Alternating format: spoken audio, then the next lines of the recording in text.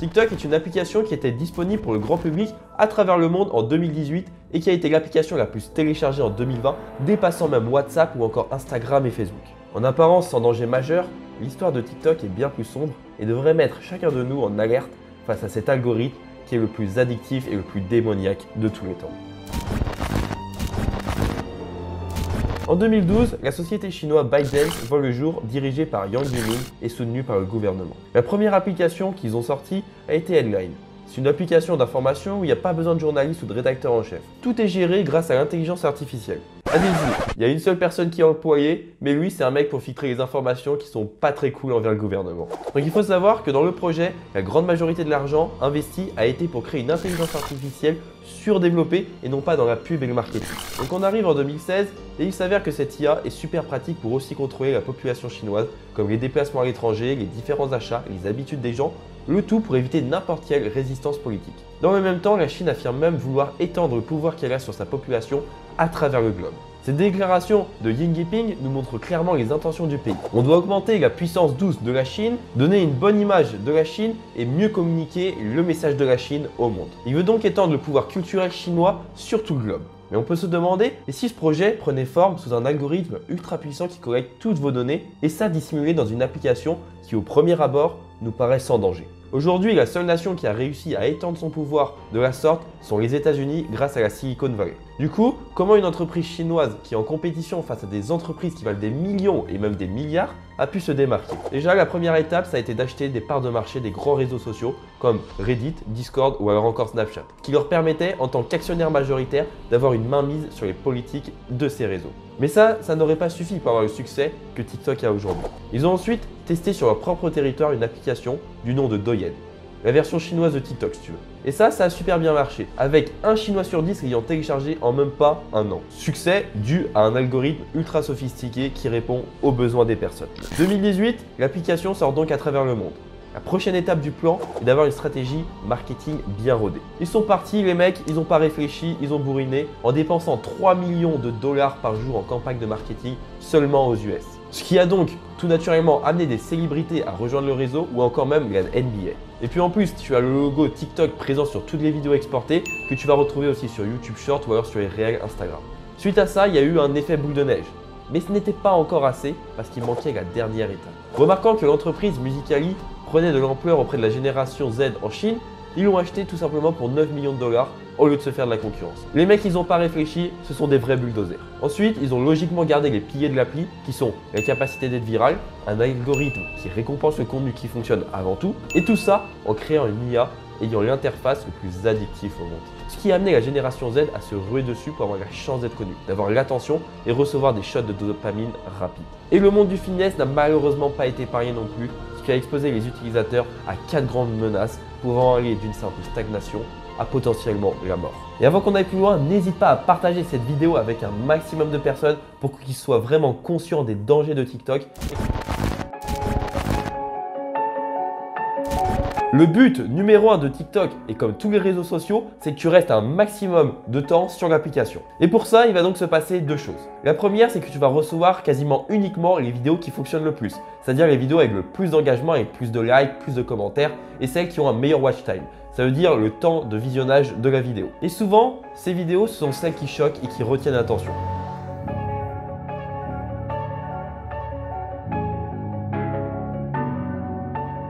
Celles qui donnent aux viewers ce qu'ils veulent entendre et voir et pas ce qu'ils ont besoin d'entendre. Donc tu vas recevoir par exemple des choses qui ont complètement aucun sens quand tu vas vouloir perdre du poids. Et ce qui fait que ces vidéos fonctionnent, c'est tout simplement parce qu'elles font de grosses promesses et en plus ces promesses sont hyper rapides. Et de nos jours, ça marche énormément parce que lorsque l'on dit ça, les gens vont commencer à rêver et en plus ils vont se dire il n'y a pas besoin de faire d'efforts. Et on n'est pas dans une société où l'effort est vraiment mis en avant. On ne va donc pas poster ce qui est vrai, ce dont les gens ont besoin, mais plutôt ce qui choque et ce qui retient l'attention. Et la deuxième chose qui va se passer, c'est que comme TikTok analyse vraiment tout ce que tu fais dans ta vie, que tu écris, les vidéos que tu regardes, etc. Il va donc te proposer des vidéos en fonction de ça. Il va donc connaître mieux tes goûts que toi. Oui, quand par exemple tu fais des recherches sur YouTube, t'écris à un pote ou tu vas sur un site de boule, TikTok analyse tout ça. Il connaît même mieux tes catégories préférées que toi. En fait, c'est un petit peu un cercle vicieux. L'algorithme, c'est parfaitement toi ce que tu consommes, ce que tu aimes.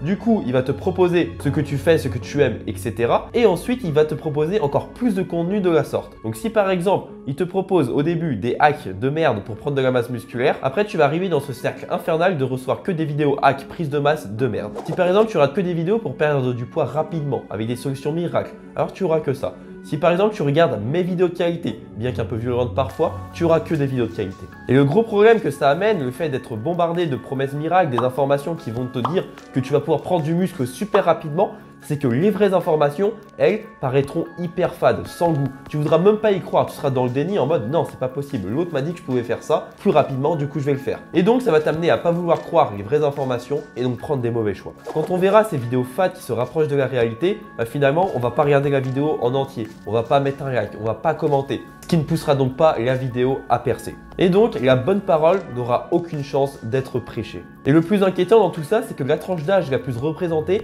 est celle des 10-25 ans. Et la partie rationnelle du cerveau n'est pas développée complètement avant 25 ans. Donc ajouter à ça la tonne de vidéos publiées chaque jour, ça ne permet pas d'avoir le recul nécessaire sur ce qu'ils consomment. Et donc savoir ce qui est bon et ce qui n'est pas bon. Aujourd'hui, je pense que je l'apprends à personne, mais on est dans une société où on aime bien avoir les choses rapidement, sans effort. On a faim, on prend tout simplement Uber Eats. On a envie de se divertir, en 2 clics, on est sur Netflix. Tu veux du sexe, en 2 clics, t'es sur un site porno. Et TikTok a très bien compris cette notion d'impatience qui règne sur nos jours et a donc adapté son format en fonction de ça. Comment? Tout simplement en proposant des vidéos de moins d'1 minute. Et d'ailleurs, si tu vois des réels sur Instagram ou alors des shorts sur YouTube, alors que YouTube à la base est une plateforme où on peut faire de gros contenus qui durent un certain temps, c'est tout simplement parce qu'il s'adapte à une nouvelle demande. Mais ça pose un énorme problème dans le domaine de l'éducation et de la formation. Tout simplement parce que lorsque l'on donne des conseils en si peu de temps, il est impossible d'expliquer un concept, ne serait-ce que les bases, ou alors même d'expliquer des nuances. Par exemple, je peux t'expliquer comment prendre du poids en 1 minute, et encore. Mais à côté, je t'aurais pas parlé de comment faire un bon programme, d'avoir des bonnes techniques d'exécution, etc. Et du coup, ce que tu risques, c'est de prendre que du gras. Par exemple, tu vois, avec Théo et Ref, on a plus de 2 heures de vidéos de formation pour expliquer seulement les bases en musculation et en nutrition.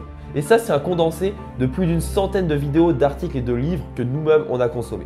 Donc avec du contenu qui dure si peu de temps, je te le dis, tu peux pas espérer avoir les bases dans un domaine et pouvoir bien progresser par la suite. Surtout que les fondations sont vraiment fondamentales, tu dois les maîtriser et une fois que tu les as maîtrisées, c'est bon. Mais ça demande quand même un petit peu de temps. Et en plus, comme je te le disais dans le point 1, la plupart des vidéos que tu vas recevoir, déjà du coup, elles sont courtes, mais en plus c'est de la merde. Comme par exemple perdre du poids avec un thé spécial ou alors avec le collagène. Alors peut-être ça peut t'aider à faire perdre du poids, mais ça sera 0,5% de toute l'équation. Alors c'est sûr, c'est moins sexy, c'est plus dur, mais en fait ça fonctionne, tout simplement.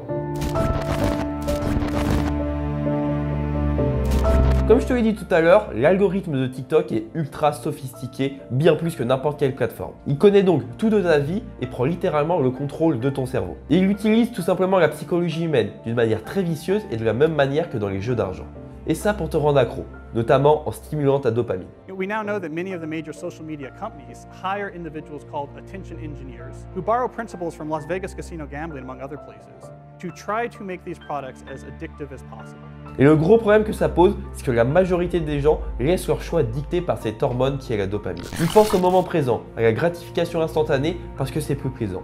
Ils ne pensent donc pas à leur choix dans le futur. Par exemple, tu vas manger un kebab alors que tu dois perdre du poids. Tu vas sortir en soirée alors que tu dois aller à la salle le lendemain. Et donc tous ces choix qui sont vraiment basés sur la dopamine, sur le moment présent, vont t'empêcher de faire ceux qui sont vraiment orientés vers le futur.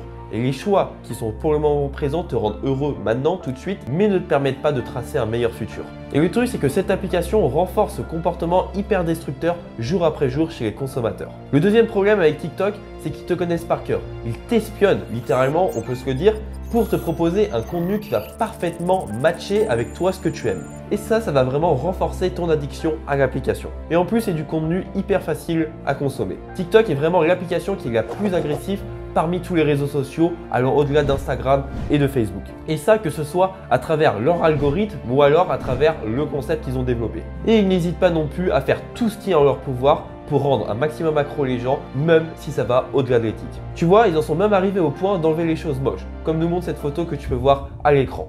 Donc si par exemple tu as eu le malheur d'avoir un accident de voiture qui t'a laissé avec une grosse cicatrice sur la gueule, bah tu peux pas mettre ta caméra. Pour toi, ça sera que la voix off. Ou alors si t'es tout simplement moche, tu as juste à t'en prendre à tes darons. Cette plateforme est en majorité dominée par des personnes entre 10 et 25 ans. Et à cet âge-là, on est encore très influençable et on agit encore sous l'émotion. Du fait que ces personnes soient constamment exposées chaque jour à des choses extraordinaires, à des promesses énormes, sont complètement déconnectées de la réalité et n'hésitent pas à montrer leur désaccord, comme peut nous montrer mon TikTok que j'ai fait il y a quelques semaines. Quand tu lis très rapidement les commentaires, tu as l'impression que tout le monde a atteint la barre des 100 kg développé couché. Et pourtant, tu vois, quand moi je vais au Basic Fit ou alors quand toi tu vas dans ta salle de sport, mais je pense que les seules personnes que tu vois à 100 kg sont des gros noirs de 120 kg pour 2 mètres. À côté de ça, et c'est un problème qui est très répandu, peu importe les réseaux sociaux, c'est que peu importe ce que tu vas faire, les gens auront quelque chose à dire. Tout simplement parce que lorsque tu n'as pas une photo de profil et que ton nom d'utilisateur c'est pas ton vrai nom et ton prénom, il est hyper facile de rester dans l'anonymat. Et donc, quelle est la conséquence? Ça fait pousser des paires de couilles chez 90% des gens. Par exemple, tu montes ton physique, tu seras trop musclé ou trop maigre. Tu vas à l'échec, on te fait une remarque sur ta technique qui se dégrade. C'est trop léger, t'es un branleur. Et j'en passe. Et le premier problème, ça va toucher surtout les jeunes créateurs qui veulent se lancer sur les réseaux sociaux. Tout simplement parce que lorsqu'ils vont voir des remarques comme ça, ils vont se dire « Ouais, j'ai pas envie d'être attaqué, j'ai peur que ça me fasse mal ». Le deuxième, c'est que ça met en lumière un gros problème qui est présent chez la grande majorité des gens. Oui, toi qui me regardes, c'est peut-être ton cas. Ces personnes sont donc focalisées sur la dopamine. Ils consomment beaucoup de contenu peu instructif, de loisirs pour se sentir mieux, au lieu de se concentrer sur quelque chose qui pourra les aider dans le futur, comme développer un business, se former sur la muscu, etc. Et mettre des commentaires négatifs, c'est une solution qui est certes sur le court terme, mais qui permet d'évacuer la frustration que ces personnes ont eux-mêmes. Et notamment la frustration de ne pas passer à l'action et pas avoir une vie qui leur convient. Et en plus de ça, le fait de critiquer quelqu'un, se dire que ouais, moi j'ai raison, ça permet d'avoir un sentiment de supériorité. Et ce sentiment de supériorité, c'est ancré un peu dans notre nature humaine. Des fois, je pense que tu as peut-être vu des pubs sur Facebook où il y a écrit 90% des personnes n'ont pas réussi ce test.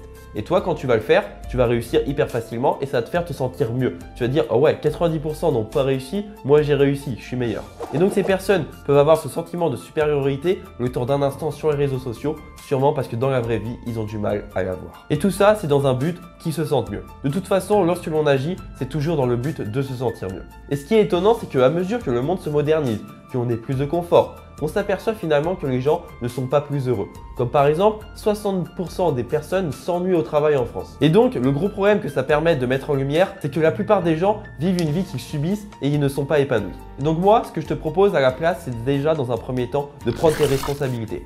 Assumer que tout ce qui t'arrive aujourd'hui, c'est de ta faute. Ensuite, travaille sur un projet qui te fait vibrer. Travaille sur toi-même et fixe-toi de grands objectifs.